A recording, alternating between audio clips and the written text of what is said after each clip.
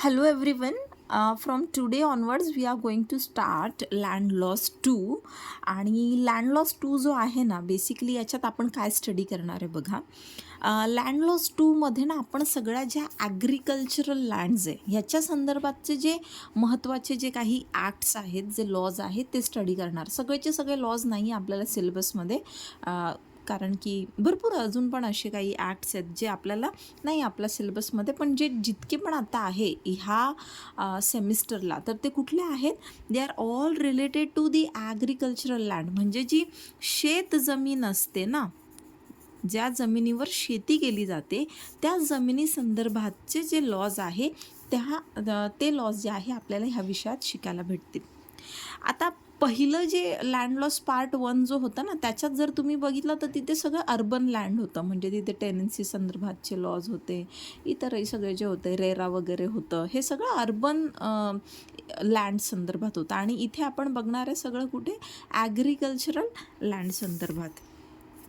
मग आता हा जो आपला ॲक्ट आहे Maharashtra prevention of fragmentation and consolidation of holdings act 1947, हा जो ॲक्ट आहे ना ह्या ॲक्टचं पूर्वीचं नाव काय होतं, इथे महाराष्ट्राच्या ऐवजी या ठिकाणी बॉम्बे असं नाव होतं. तिथे the Bombay prevention of fragmentation and consolidation of holdings act 1947, ज्याची अमेंडमेंट झाली 2012मध्ये आणि बॉम्बेच्या ऐवजी आपण त्या ठिकाणी महाराष्ट्र इन्सर्ट केलं. This is something additional, this is not a part of your syllabus but still I have mentioned this. आता बघा, ह्या ॲक्टचं जर तुम्ही नाव बघितलं तर दोन इथे नवीन ज्या कन्सेप्ट आपल्याला सापडतात, एक म्हणजे फ्रॅगमेंटेशन, दुसरं म्हणजे कन्सॉलिडेशन. तर आपल्याला हा जो ॲक्ट आहे हा समजून घ्यायचा असेल तर आपल्याला ह्या दोन शब्दांचे अर्थ माहीत असले पाहिजे. आता फ्रॅगमेंटेशन म्हणजे काय, फ्रॅगमेंटचा अर्थ काय असतो, स्मॉल पीस म्हणजे तुकडा, बरोबर. मग फ्रॅगमेंटेशन म्हणजे काय, तुकडे करणं. Okay, to break something into small pieces. आणि आपण इथे लँड संदर्भात ॲक्ट वाचतोय हा, म्हणजेच काय, फ्रॅगमेंटेशन या ठिकाणी कसलं, तर त्या ठिकाणी जी ॲग्रिकल्चरल लँड आहे तिचं फ्रॅगमेंटेशन, ज्याला आपण म्हणजे जी शेत जमीन आहे ना त्याचे जेव्हा तुकडे पाडले जातात तर त्याला म्हणतो आपण फ्रॅगमेंटेशन. पण नावात काय, प्रिव्हेन्शन ऑफ फ्रॅगमेंटेशन. म्हणजे ॲक्टचा काय उद्दिष्ट आहे बघा, की फ्रॅगमेंटेशन जे आहे ते प्रिव्हेंट करायचं आहे. म्हणजे जमिनीचे छोटे छोटे तुकडे नाही पडू द्यायचेत, ज्यालाच आपण तुकडाबंदी असं सुद्धा म्हणतो. आपल्याकडे तुकडाबंदी कायदा आहे ना, तर तो. आता का आहे बेसिकली असा, म्हणजे हा ॲक्ट जो आहे why does it want to prevent the fragmentation. आणि पुढे असंही म्हटलं आहे कन्सॉलिडेशन. आता कन्सॉलिडेशन म्हणजे काय, एकत्रीकरण, to bring something together. Okay, बघा आता कसं असतं ना की सपोज ही ॲग्रिकल्चरल होल्डिंग आहे.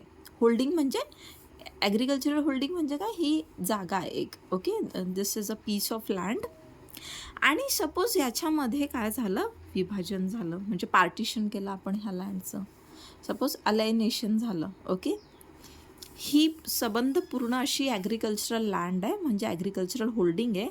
आता ह्या लँडचे दोन तुकडे करून ही लँड जी आहे म्हणजे दुसऱ्या एखाद्या व्यक्तीला विकून टाकली. आता सपोज हा याचा ओनर आहे, याला आपण फॉर एक्झाम्पल ओ पर्सन म्हणू. तर ह्या ओ पर्सनने काय केलं, त्याची जागा जी आहे ही शेतजमीन जी आहे त्यातली अर्धी जी आहे ती कोणा दुसऱ्याला विकली किंवा दुसरं कोणाच्या नावाने केली आहे सपोज. मग ही ओची जागा झाली आणि सपोज याला आपण बी म्हणूयात, हा जो बायर आहे. ठीक आहे, आता ह्या जमिनीचे दोन तुकडे झाले. ठीक आहे, पुढे जाऊन समजा पुन्हा त्याने काय केलं, किंवा याने न करता समजा त्याने सुरुवातीला 4 तुकडे पाडले अशा पद्धतीने. आता एक होल्डिंग होता अखंड, त्याचे 4 तुकडे पडले. मग आता अशा ह्या शेत जमिनीमध्ये शेती करणं कसं होणार आहे, अवघड होणार आहे. It will become difficult to have some agricultural produce from this particular land. Why, बघा जेव्हा शेतीचं विभाजन होत असतं ना, म्हणजे आता समजा ही अखंड शेत जमीन होती, this was a complete agricultural holding, आणि याच्यामध्ये आपण ज्यावेळेस डिव्हिजन केलं म्हणजे एलिनेट केली, विकली ती कोणाला, दुसरं कोणाला दिली, पार्टिशन झालं. तेव्हा शेतीला बघा बांध असतात है ना, बांधासाठी जागा सोडावं लागते. म्हणजे काही जागा आता इकडनं जाणार, काही इकडनं पण जाणार. 4 तुकडे पडले त्या ठिकाणी, इकडनं इकडनं इकडनं. म्हणजे ॲक्च्युअलमध्ये आता ह्या जमिनीचा वापर जो आहे तो इतकाच करता येणार है ना. जर ह्या अखंड एक पीस असता तर ही जी जागा आहे जी आता वेस्ट गेली आहे हो ना, आता हा बांध आहे, इथून येण्या जाण्यासाठी जागा सोडायला लागेल. ही जागा तर वेस्ट गेली. आणखीन काय झालं बघा, की आता ह्या तुकड्यामध्ये if you want to carry on agriculture, जे ॲग्रिकल्चरल ॲक्टिव्हिटीज आहे, जर त्या आपल्याला मॉडर्न टेक्नॉलॉजीचा वापर करत तिथे आपल्याला शेती करायची असेल, म्हणजे ट्रॅक्टर वगैरे न्यायचं असेल किंवा इतर काही जे मॉडर्न टेक्नॉलॉजी आहे तिचा वापर करायचा असेल, तर मग काय होतं, अवघड होऊन जातो. छोटासा पीस आहे ना लँडचा, देअर यू कॅनॉट. बघा छोट्या जागेमध्ये तुम्ही जास्त म्हणजे मोठा ट्रॅक्टर पण नाही घेऊन जाऊ शकत, किंवा पीकसुद्धा जे आहे ते लिमिटेड प्रमाणात तुमचं येणार. म्हणजे जे क्रॉप्स आहे ॲग्रिकल्चरल जे क्रॉप्स आहे, so what will happen, obviously it will hamper the agricultural produce. त्या इतक्या मोठ्या जमिनीतनं जितकं शेतीचं उत्पादन यायला हवं होतं जितक्या मोठ्या प्रमाणात, तितकं ते येणार नाही. आणि असेच तुकडे तुकडे पडत गेले तर म्हणजे तिथनं तर शेती करणंच म्हणजे तिथे अवघड होऊन जाईल. अँड आपला भारत काय आहे, we are agro based country है ना. आपल्या देशामध्ये प्रायमरी जो आपला एक इकॉनॉमिक सोर्स आहे, म्हणजे आपल्या देशाची जी अर्थव्यवस्था आहे ती primarily it is based upon agriculture. आणि त्यानंतर मग आपण इंडस्ट्रीज वगैरे ह्या गोष्टी करतो. इंडस्ट्रीजला पण रॉ मटेरियल जो आहे तो शेतीमधनंच येत असतो. मग so to prevent the fragmentation, हे तुकडाबंदी जे तुकडे करणं जे आहे याच्यावरती आळा घालण्यासाठी, याला प्रिव्हेंट करण्यासाठी मग आपण काय केलेलं आहे या ठिकाणी, हा जो ॲक्ट आहे हा पास केलेला आहे. So to prevent the fragmentation of what, fragmentation of agricultural holdings and to provide for the consolidation of agricultural holdings. म्हणजे जर जिथे कुठे असे तुकडे तुकडे असतील तर त्यांना एकत्र आणणं. ह्या ॲक्टचा उद्दिष्ट काय, की तुकडे एकतर पाडायचे नाही आणि जिथे कुठे तुकडे तुकडे असतील छोटे छोटे तर ते एकत्र आणायचे आणि एक मोठी होल्डिंग त्या ठिकाणी तयार करायची. तर असा ह्या ॲक्टचा उद्दिष्ट म्हणजे आपल्याला जो आहे पर्पज जो आहे त्या पर्पजने हा ॲक्ट पास झाला आहे. मग ह्या ॲक्टचा एक्सटेंट किती आहे बरं, so the extent is whole of the state of Maharashtra. मी इथे MH लिहिलं आहे फक्त शॉर्टकटमध्ये, you have to write Maharashtra over there. मग ऑब्जेक्ट काय आहे, की जे डिफरंट आता काय होतं ना, की ह्या ॲक्टच्या आधी ना वेगवेगळ्या एरियाजमध्ये वेगवेगळे लॉज होते तुकडेबंदी संदर्भात. म्हणजे एखाद्या महाराष्ट्राच्या एखाद्या जिल्ह्यामध्ये, एखाद्या तालुक्यामध्ये एक लॉ आहे, दुसऱ्या तालुक्यात दुसरा लॉ आहे, असं काहीतरी होतं. मग याचं युनिफिकेशन करण्याकरता, युनिफिकेशन म्हणजे त्या ठिकाणी एकसंधता जी आहे कायद्यामध्ये आणण्याकरता, हा जो ॲक्ट आहे तो पास झाला. मग आता याच्यामध्ये काही महत्त्वाच्या डेफिनेशन्स ज्या आहे त्या आपल्याला माहीत असणं गरजेचं आहे. ते पहिली जी डेफिनेशन आपल्याला सापडते दॅट इज ॲग्रिकल्चरल इयर. मग ॲग्रिकल्चरल इयर म्हणजे काय, की the year commencing on 1st day of April. 1 एप्रिलपासून जे आहे ॲग्रिकल्चरल इयर जे आहे ते सुरू होतं असं कन्सिडर केलं जातं. नाव कन्सॉलिडेशन ऑफ होल्डिंग्स. कन्सॉलिडेशन म्हणजे काय आपण बघितलं, कन्सॉलिडेशन म्हणजे एकत्र आणणं, पण कन्सॉलिडेशन ऑफ होल्डिंग म्हणजे काय, अमाल्गमेशन. अमाल्गमेशन म्हणजे काय, एकत्र आणणं. And where necessary redistribution of holdings.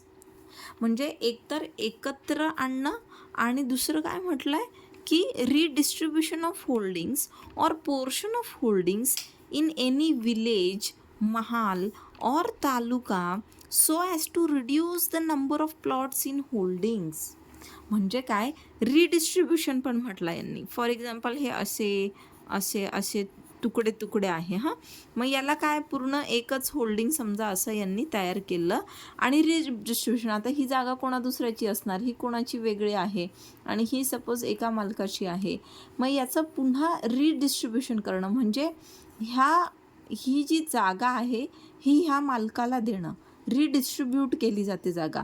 मग यांचं काय, तर यांना एकतर कंपन्सेशन द्यायचं किंवा यांना इतरत्र कुठेतरी जमीन जी आहे ती बहाल करायची. ना कन्सॉलिडेशन ऑफिसर, मग ह्या ॲक्टच्या अंतर्गत असा ऑफिसर ज्याला स्टेट गव्हर्नमेंटने कन्सॉलिडेशन रिलेटेड जे फंक्शन्स आहे ते परफॉर्म करण्याकरता ज्याची अपॉइंटमेंट झाली आहे त्याला आपण कन्सॉलिडेशन ऑफिसर म्हणतो. फ्रॅगमेंट म्हणजे काय, a plot of land less extent than the appropriate standard area, म्हणजे असा प्लॉट, जमिनीचा असा प्लॉट म्हणजे असं क्षेत्रफळ बेसिकली जे स्टँडर्ड एरियापेक्षा कमी आहे. आता स्टँडर्ड एरिया म्हणजे काय असतो, स्टँडर्ड एरिया म्हणजे इतकं क्षेत्रफळ, म्हणजे असं काही क्षेत्रफळ असतं जे त्या ठिकाणी अप्रोप्रिएट जी कोणी अथॉरिटी असते त्यांनी डिसाईड केलेलं असतं की मिनिमम इतका जो आहे तो प्लॉट असलाच पाहिजे, म्हणजे मिनिमम इतकं ॲग्रिकल्चरल होल्डिंग असलं पाहिजे, याच्यापेक्षा कमी होणार नाही. फॉर एक्झाम्पल समजा असं असेल की मिनिमम 10 गुंठे जर शेत जमीन आहे तर मिनिमम 10 गुंठे, 10 गुंठ्यांपेक्षा कमी नाही. मग 10 गुंठा जो आहे इथे काय झाला, ते झालं स्टँडर्ड एरिया. म्हणजे फ्रॅगमेंट कशाला म्हणता येईल, जर एखाद्या ठिकाणी 10 गुंठा हा स्टँडर्ड एरिया आहे, मग 10 गुंठ्यापेक्षा जर कमी एखादी जागा असेल, समजा एखादी जागा 4 गुंठ्यांची आहे, मग ती काय झाली, फ्रॅगमेंट. एखादी जागा 7 गुंठ्यांची आहे, मग ती पण काय झाली, फ्रॅगमेंट. लँड म्हणजे काय, ॲग्रिकल्चरल लँड, मग ती एलिएनेटेड पण असू शकते किंवा अनएलिएनेटेड. हे अलायनेशन झालं इथे, बट इट शुड बी एलिएनेटेड. आणि अनएलिएनेटेड म्हणजे काय की ती एकतर एलिएनेशन झालेलं आहे त्याचं, म्हणजे की त्या ठिकाणी पार्टिशन झालेलं आहे. अनएलिएनेटेड म्हणजे जिथे पार्टिशन झालेलं नाही. नाव डिटर्मिनेशन ऑफ लोकल एरिया.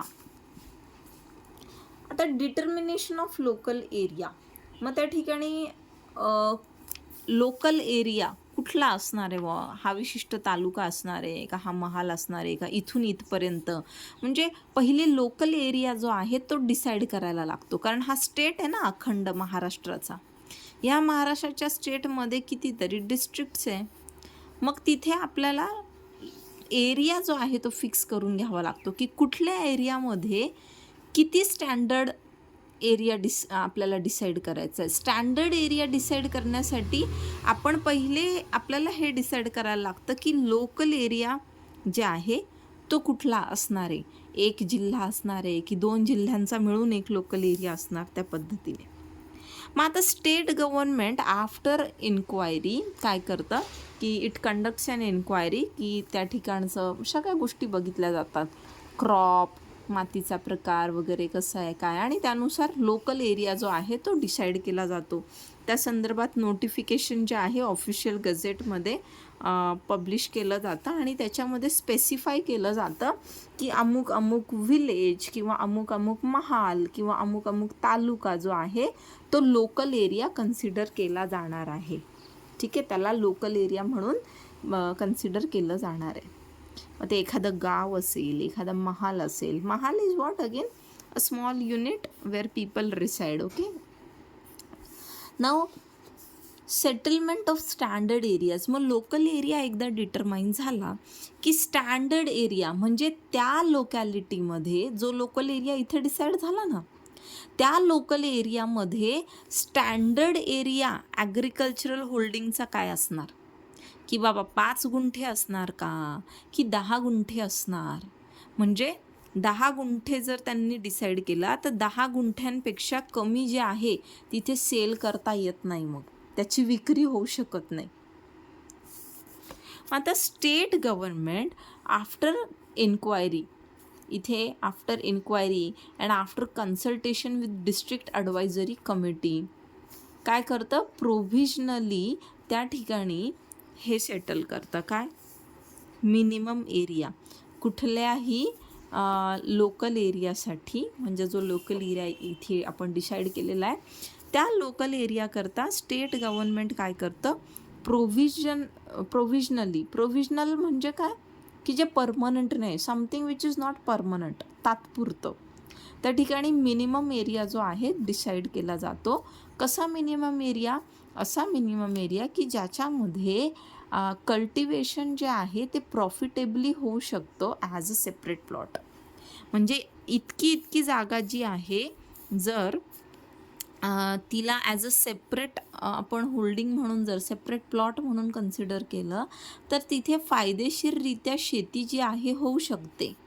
असं त्या ठिकाणी जे स्टेट गव्हर्नमेंट आहे त्या ठिकाणी एन्क्वायरी करतं की तो काय एरिया असू शकतो, किती एरियामध्ये इथे प्रॉफिटेबली शेती होऊ शकते, इथली माती कशी, इथलं वातावरण कसं, इथे पीक कुठलं घेतलं जातं, त्यानंतर तिथनं मार्केट एरिया किती दूर आहे वगैरे वगैरे, अशा फॅक्टर्सला कन्सिडर करून तिथे डिसाईड केलं जातं की ह्या एरियामध्ये प्रॉफिटेबल कल्टिवेशन जे आहे ते घेण्यासाठी मिनिमम किती एरिया पाहिजे, आणि त्या मिनिमम एरियाला स्टँडर्ड एरिया असं म्हटलं जातं.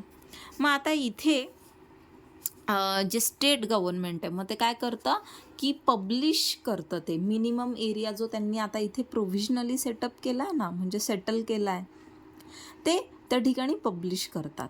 मग पब्लिश केल्यानंतर ते काय म्हणतात की कोणाला याच्यावर काय हरकत असेल तर इतक्या दिवसांच्या आत हरकत तुम्ही घ्यायची आहे. ठीक आहे. मग इथे दे इन्व्हाइट ऑब्जेक्शन्स, की कोणाला काय हरकत असेल तर त्यांनी ती घ्यायची आहे. मग आता इथे determination and revision of standard areas. मग आता प्रोव्हिजनल त्या ठिकाणी स्टँडर्ड एरिया जो आहे तो पब्लिश झाला की त्यानंतर मग स्टेट गव्हर्नमेंट काय करतं, आफ्टर कन्सिडरिंग दी ऑब्जेक्शन्स, जर काय ऑब्जेक्शन्स असले रिसिव्ड विदिन 3 months, म्हणजे 3 महिन्यांच्या आत. कोणते 3 महिने? जेव्हा पब्लिश होतं ना ते, या ठिकाणी जेव्हा स्टेट गव्हर्नमेंट पब्लिश करतं की मिनिमम एरिया जो आहे ह्या लोकल एरियासाठी इतका डिसाईड झाला आहे, आणि मग तिथनं 3 महिन्याच्या आत जेव्हा ऑब्जेक्शन्स रिसीव होतात तेव्हा स्टेट गव्हर्नमेंट त्याला कन्सिडर करतं आणि त्याच्यावर फर्दर इन्क्वायरी होते की जे काही ऑब्जेक्शन्स आलेले आहेत ना, आणि मग त्यानंतर स्टँडर्ड एरिया जो आहे तो डिटरमाइन केला जातो.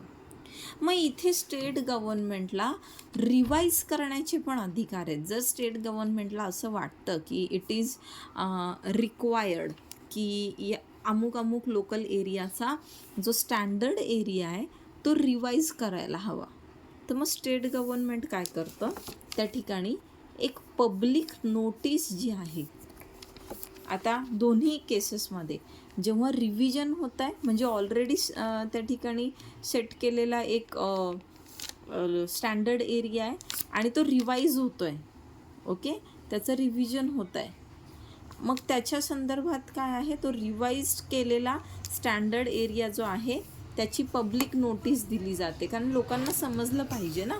आणि या ठिकाणी जिथे आपण बघितलं ऑब्जेक्शन्स येतात त्याच्यावर फर्दर एन्क्वायरी होते आणि मग फायनली एक स्टँडर्ड एरिया जो आहे तो त्या ठिकाणी ठरवण्यात येतो, तेव्हासुद्धा त्या ठिकाणी पब्लिक नोटीस देण्यात येते. Now entry in the record of rights. मग इथे हे असं नोटिफिकेशन जे आहे, पब्लिक नोटीस दिल्यानंतर रेकॉर्ड ऑफ राईट्समध्ये त्या ठिकाणी त्याची नोंद केली जाते की त्या ठिकाणी किती फ्रॅगमेंट्स आहेत, ॲक्च्युली कोणाच्या नावाने किती फ्रॅगमेंट्स आहेत, किती तुकडे आहेत. मग आता हे जे फ्रॅगमेंट्स असतात तर हे ट्रान्सफर केले जाऊ शकता का, म्हणजे सेल होऊ शकतो का याचा, किंवा हे लीजवरती दिले जाऊ शकतात का, तर नाही. आपल्याला हा ॲक्ट फार क्लिअरली काय सांगतो की या ठिकाणी कुठल्याही फ्रॅगमेंटचं काय होऊ शकत नाही, ट्रान्सफर होऊ शकत नाही आणि लीजवर सुद्धा दिलं जाऊ शकत नाही. पण मग इथे एक्सेप्शन आहे. एक्सेप्शन काय आहे, except to the owner of a contiguous survey number or sub division.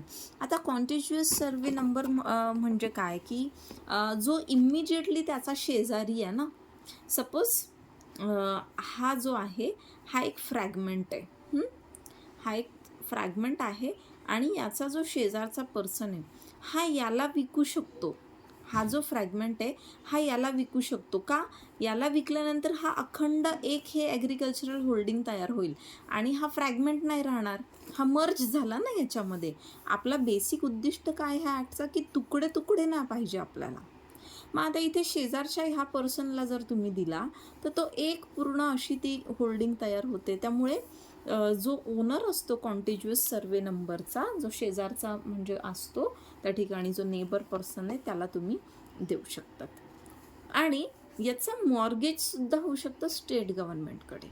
म्हणजे जर फ्रॅगमेंट असेल आणि फ्रॅगमेंट जे आहे तुम्ही स्टेट गव्हर्नमेंटकडे जर मॉर्गेज करता आहात तर दॅट इज ऑल्सो अलाउड. ना फ्रॅगमेंटेशन प्रोहिबिटेड. सेक्शन 8 आपल्याला काय म्हणतो, फ्रॅगमेंटेशन इज प्रोहिबिटेड.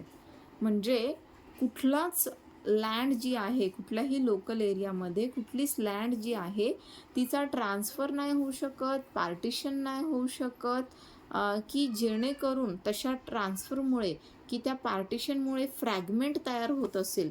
फ्रॅगमेंट तयार होत असेल म्हणजे काय, त्या ठिकाणी स्टँडर्ड एरियापेक्षा कमी असा जो एरिया आहे जागेचा तो तिथे शिल्लक राहत असेल तर अशा पद्धतीचं पार्टिशन किंवा अशा पद्धतीचा ट्रान्सफर जो आहे तो होऊ शकत नाही. समजा एखाद्या ठिकाणी 10 गुंठे जे आहे हे स्टँडर्ड एरिया आहे.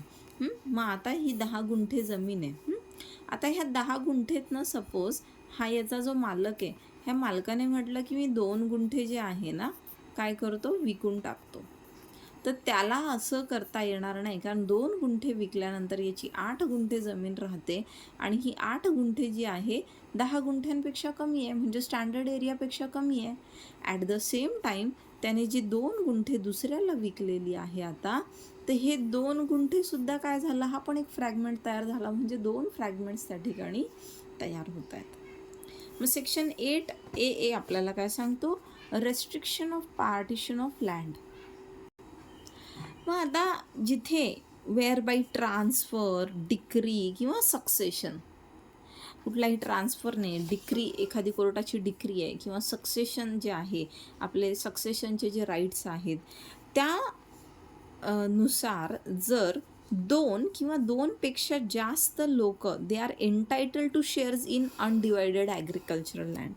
म्हणजे बघा आता ही एक ॲग्रिकल्चरल लँड आहे समजा, हां अनडिवायडेड आहे.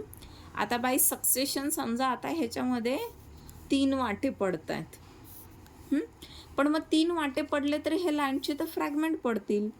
मग इथे हा आपल्याला सेक्शन 8A काय सांगतो, की partition should be affected in such a way that it should not create a fragment. म्हणजे सक्सेशनने ज्या वेळेला तुम्ही ट्रान्सफर करत असतात, पार्टिशन करत असतात म्हणजे, तर त्यावेळेला तुम्ही अशा पद्धतीने ते पार्टिशन करायचे की त्या ठिकाणी फ्रॅगमेंट्स नाही तयार होणार, म्हणजे तुम्हाला तुकडे त्याचे पाडायचे नाहीत. नाव when partition is done by the court or by the collector. मग जेव्हा कोर्टा थ्रू किंवा कलेक्टर थ्रू त्या ठिकाणी पार्टिशन जे आहे ते केलं जातं एखाद्या जमिनीचं. म्हणजे समजा कोर्टाने सांगितलं, कोर्टाने ऑर्डर दिली की ही जी जमीन आहे याच्यातनं फॉर एक्झाम्पल हा शेअर जो आहे एक्स पर्सनला द्यायचा आणि हा शेअर जो आहे समजा वाय पर्सनला द्यायचा. आता कोर्टाची ऑर्डर आहे समजा, किंवा कलेक्टरने त्या ठिकाणी, कलेक्टर पार्टिशन करतो आहे, कलेक्टरला पण अथॉरिटी आहे ना in terms of land matters. मग आता इथे सपोज जेव्हा सेव्हरल को शेअरर्स आहेत, देर आर सेव्हरल को शेअरर्स. को शेअरर्स म्हणजे काय, की एकाच त्या होल्डिंगमध्ये, एका ॲग्रिकल्चरल लँडमध्ये एक मनुष्य नसून त्या ठिकाणी एकपेक्षा जास्त काय आहे, को शेअरर्स आहेत. आणि अशा वेळेला जो शेअर आहे तो आपण देऊ शकत नाही समोरच्याला, आणि म्हणजे तुकडे न पाडता त्याला देऊ शकत नाही. आता सपोज इथे बघा ही जमीन आहे, याच्यात याला शेअर दिला, द्यायला सांगितलं ह्याला, मग आता इथे काय होणार आहे, तुकडे पडणार आहे. मग तेव्हा काय सांगतोय आपल्याला हा ॲक्ट, की अशा वेळेला तुम्ही तुकडे नका पाडू, त्यापैकी जो कुठला को शेअरर असेल ना, त्याला तुम्ही कंपन्सेशन देऊन टाका पैशाच्या स्वरूपात. गिव हिम द मनी. आता हे जे कंपन्सेशन आहे हे कशा प्रकारे द्यायचं, तर according to section 23 of land acquisition act of 1894. मग आता सेक्शन 8A काय म्हणतो की 7, 8, 8AA हे जे आत्तापर्यंत आपण हे जे सेक्शन्स पाहिले ना, हे कुठल्या ट्रान्सफरला अप्लिकेबल नाही आहे, जे where a transfer of any land is for public purpose. Public पर्पजसाठी ज्या वेळेला लँड ट्रान्सफर केली जाते तेव्हा त्या ठिकाणी हा नियम जो आहे तो लागू होत नाही तुकडेबंदीचा. म्हणजे सपोज एखादा स्मशानभूमीसाठी जागा आपल्याला हवी आहे आणि मग एखाद्या माणसाने त्याची जमीन दिलेली आहे, दान करतात ना, किंवा एखाद्या मंदिरासाठी दिली किंवा एखाद्या गार्डनसाठी दिली आहे, तर त्यावेळेला ती स्टँडर्ड एरियापेक्षाही कमी असेल तरीही हरकत नाही. त्यावेळेला ट्रान्सफर जो आहे तो केला जाऊ शकतो. ना सेक्शन 8B काय म्हणतो की हे जे सेक्शन्स आहे, हे जे प्रोव्हिजन आहे 7, 8, 8AA हे जे आहे हे सर्टन लँड्सला म्हणजे अशा काही लँड्स ज्या सर्टन एरियाजमध्ये सिच्युएटेड आहे त्यांना ॲप्लिकेबल नाही आहे. कोणते एरियाज? ज्या जमिनी म्युन्सिपल कॉर्पोरेशनच्या हद्दीत येतात, ज्या जमिनी म्युन्सिपल काउन्सिलच्या हद्दीत येतात, ज्या शेत जमिनी स्पेशल प्लॅनिंग अथॉरिटीच्या अंतर्गत येतात आणि ज्या न्यू टाउन डेव्हलपमेंट अथॉरिटी ह्यांच्या अंतर्गत येतात, इथे हे सेक्शन ॲप्लिकेबल नसणार आहे. अर्थात त्यांनासुद्धा फॉलो करायचं असतो स्टँडर्ड एरिया, पण त्यासाठी प्रोव्हिजन थोडे वेगळे. कलेक्टरला तो लेआउट वगैरे जो आहे तो दाखवायचा असतो आणि then he gives you the permission. नाव penalty for transfer or partition contrary to the provisions of act section 9. मग एखाद्या व्यक्तीने ह्या ॲक्टच्या प्रोव्हिजनच्या अगेन्स्ट जाऊन जर ट्रान्सफर केला किंवा पार्टिशन केलं तर मग काय, तर मग जर ट्रान्सफर किंवा पार्टिशन जर ते कॉन्ट्ररी झालं असेल ह्या ॲक्टच्या प्रोव्हिजन्सच्या, तर ते व्हॉइड असतं. म्हणजे कायद्याच्या नजरेत त्याची 0 व्हॅल्यू असते. ना ओनर ऑफ लँड की ज्याने ती जागा ट्रान्सफर केली आहे, ठीक है, तुकड़ाबंदी है, म्हणजे fragment is not allowed to be transferred, but still उस ओनर ने क्या कर दिया, जो जगह थी उसकी, उसमें से एक टुकड़ा जो है वो फ्रैगमेंट जो है वहाँ पर ट्रांसफ़र कर दिया. ऐसे पर्सन को 250 रुपये तक का फ़ाइन जो है वो हो सकता है. और जो पर्सन इस तरीके से रॉन्गफुल पोजीशन में है ऐसे किसी फ्रैगमेंट के, तो उसे समरी वे में उसका एविक्शन जो है वो कलेक्टर के द्वारा होता है. एविक्शन मतलब क्या, कि उसे निकाला जाता है, बाहर निकालना. टू एविक्ट मतलब क्या, की बाहेर काढणं. मग सेक्शन 10 काय म्हणतो, transfer of fragment to government. मग आता इथे गव्हर्नमेंटला कोणी पण owner, any owner of fragment, ज्याच्याकडे असा फ्रॅगमेंट आहे, जमिनीचा तुकडा आहे की जो आता दुसऱ्याला तर तो विकू नाही शकत ना, त्याच्यावरती तर बंदी आहे. मग तो काय करू शकतो, he may transfer that fragment to state government. आणि स्टेट गव्हर्नमेंट मग काय करणार, त्याला त्याच्या बदल्यात कंपन्सेशन देणार. हे कंपन्सेशन जे आहे, who is going to determine it, collector will determine it. आणि इथे या ठिकाणी पहिले स्टेट गव्हर्नमेंटला ती जागा विकण्याच्या आधीसुद्धा जो कॉन्टेजियस सर्वे नंबरवाला पर्सन आहे त्याला तुम्ही ती आधी ऑफर करायची असते. म्हणजे कॉन्टेजियस माहिती आहे, बाजूला लागून, समजा हा ओनर 1 आहे आणि हा ओनर 2 आहे. ओनर 2ला त्याची जागा विकायची आहे, तर तो पहिले इथे ओनर 1ला विचारणार की बाबा आर यू इंटरेस्टेड.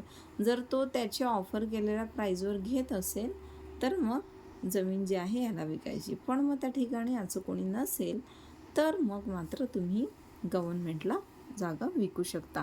कन्सॉलिडेशनचे प्रोव्हिजन्स आपण नेक्स्ट लेक्चरमध्ये बघूयात. तो जो पार्ट आहे आपण पुढच्या व्हिडिओमध्ये बघू.